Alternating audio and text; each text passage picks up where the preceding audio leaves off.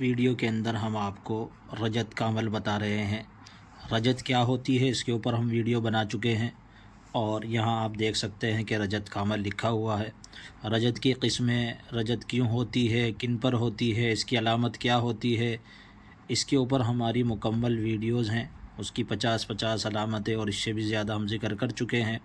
بہرحال یہاں مختصر دیکھیے، انہوں نے بھی ذکر کیا ہے۔ صوفی باعمل حضرت صوفی محمد یار صاحب مقیم رانا واہن کا فرمان ہے کہ بعض اوقات بشری کوتاہیوں کی وجہ سے کسی عمل میں رجت ہو جاتی ہے۔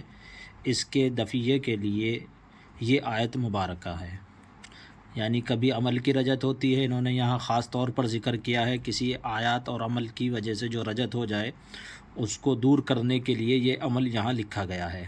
سبحان اللہ حین تمسون وحین تصبحون ولہ الحمد فی السماوات والارض وعشیا وحین تظہرون یخرج الحی من المیت ویخرج المیت من الحی ویحیی الارض بعد موتها وکذالک تخرجون۔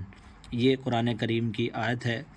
ہاتھوں پر دم کر کے بدن پر مل لیں، مجرب ہے، یعنی کب تک کرے؟ جب تک کہ جو علامت رجت کی ظاہر ہو رہی ہے وہ ختم نہ ہو جائے۔ جی ہاں، رجت کی جو علامت ہے وہ ختم نہ ہو جائے۔ دوسری بات یہ ہے کہ رجت کے عمل باقی کافی لمبے چلتے ہیں، یعنی اس کو سال بھر یا 2 سال تک اس کو کرنا ہوتا ہے۔ علامت ختم ہونے کے بعد بھی اگر کرتے رہیں تو کوئی نقصان نہیں ہوگا۔ تو رجت کے جو عمل بتائے جاتے ہیں ان سے واپس کوئی رجت نہیں ہونی چاہیے۔ عمل کے بتانے میں یہ ایک احتیاط ضروری ہے۔ بعض عامل رجت کے لیے ایسے عمل بتا دیتے ہیں جن سے خود رجت ہو جاتی ہے، تو یاد رہیں ایسے اعمال رجت کے علاج کے لیے نہیں کرنے چاہیے، نہیں تو آپ کی رجت بڑھ جائے گی۔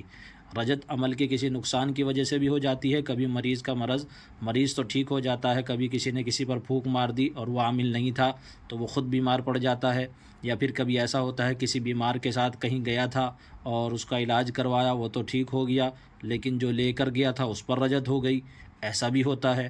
رجت کی بہت ساری قسمیں ہوتی ہیں، اس کی مکمل معلومات کے لیے آپ ہماری وہ ویڈیو دیکھیے، اور یہاں جو یہ عمل بتایا گیا ہے اس کو ایک ہی مرتبہ صبح پڑھیں اور شام میں بھی اس کو پڑھیں، کیونکہ یہ روایات میں مسنون دعاؤں کے اندر بھی آئی ہے کہ اس کو صبح اور شام پڑھنا چاہیے، اور اپنے اوپر ہاتھوں پر یعنی دم کر کے اس کو اپنے اوپر پھیر لینا چاہیے۔